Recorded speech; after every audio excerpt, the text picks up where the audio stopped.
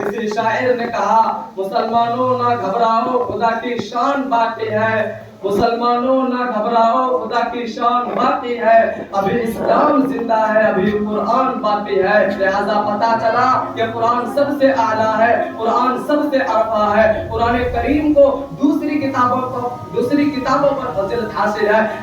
बिस्मिल्लाहिर्रहमानिर्रहीम, अल्हम्दुलिल्लाह वकफा वसलामुन अला इबादिहिल्लज़ीना इस्तफ़ा, अम्मा बाद, अऊज़ु बिल्लाहि मिनश शैतानिर रजीम, बिस्मिल्लाहिर्रहमानिर्रहीम, इन्ना नहनु नज़्ज़लना ज़िक्र व इन्ना लहु लहाफ़िज़ून। वक़ाल रसूलुल्लाह सल्लल्लाहु अलैहि वसल्लम, खैरुकुम मन तअल्लमल क़ुरआन व अल्लमह, औ कमा क़ाल अलैहिस्सलाम। मुअज़्ज़ज़ उलमाए किराम, बरादरान इस्लाम और मुहतरम दोस्तों, मैं इस पुरनूर और मुतबर्रक महफिल में मुतबर्रक किताब कुरान करीम की अज़मत व फजीलत पर रोशनी डालने की जसारत कर रहा हूँ। मैं इस सरचश्मे रुश्द व हिदायत और मंबए हिकमत व शरीअत का तज़किरा करने जा रहा हूँ, जिसकी हिफाजत की जिम्मेदारी रब्बे कायनात ने ली है। इरशाद सुब्हानी है, इन्ना नहनु नज़्ज़लना ज़िक्र व इन्ना लहु लहाफ़िज़ून, यानी हम ही ने कुरान को नाज़िल किया और हम ही इसकी हिफाजत करने वाले हैं। उम्मीद है कि आप हजरात बगौर समाअत फरमाएंगे। अल्लाह हमें अहकाम कुरानिया की मारिफत अता फरमाए। जब अहले मक्का ने कुरान करीम को कलामुल्लाह की किताब से नहीं नवाजा और मुअजिज़ा होने का इनकार कर दिया, उस किताब का इनकार किया जिसके बारे में इरशाद रब्बानी है, ला रैब फी, इसमें कोई शक नहीं, तो रब्बे कायनात ने तमाम फुसहाए अरब व बुलगाए अरब से तहद्दी और चैलेंज किया कि तुम एक दो नहीं बल्कि बहुत सारे मिलकर भी इस कुरान के जैसी एक छोटी आयत भी नहीं ला सकते। अगर तुम अपने कौल में सादिक हो तो लाकर दिखाओ। कुरान करीम ने इस तरह नक्शा खींचा है, व इन कुंतुम फी रैबिम मिम्मा नज़्ज़लना अला अब्दिना फ़अतू बिसूरतिन मिन मिस्ली, अगर तुम लोग इस चीज में शक करते हो जो हम अपने बंदे यानी मोहम्मद पर नाजिल किया, तो तुम इसके जैसी एक छोटी सी सूरत पेश कर दो। उस हाय अरब ने लाख कोशिशें की, लेकिन आखिर में इज्ज़त का इजहार किया।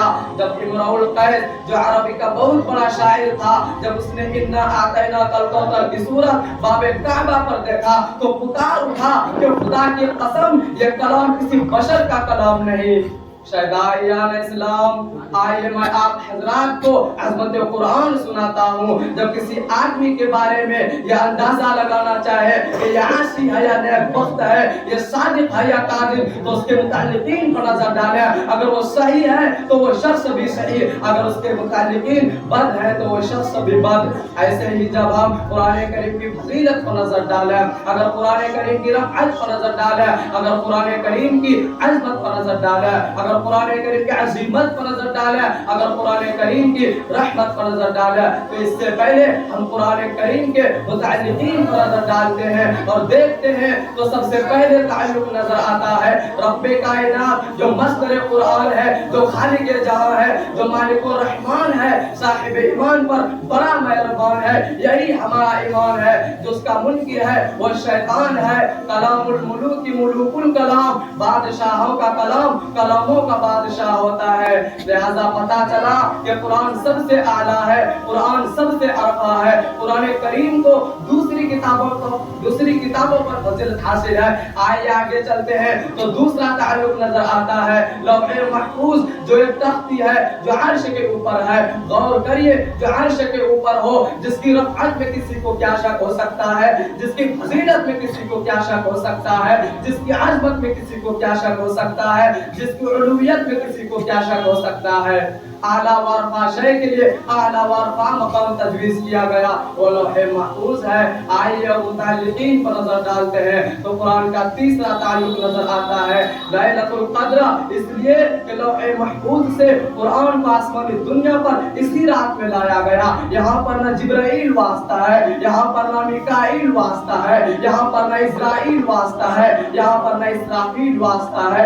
ऐसी रात का इंतखाब किया गया जिसके बारे में खुद قرآن کریم کہتا ہے لیلۃ القدر خیر من الف شہر، یہ رات 1000 مہینوں سے بہتر ہے۔ لہذا معلوم ہوا کہ قرآن کریم کو زمانے کے اعتبار سے بھی فضیلت حاصل ہے۔ یہ رات رمضان کے مہینے میں آتی ہے، مہینہ بھی مبارک، رات بھی مبارک۔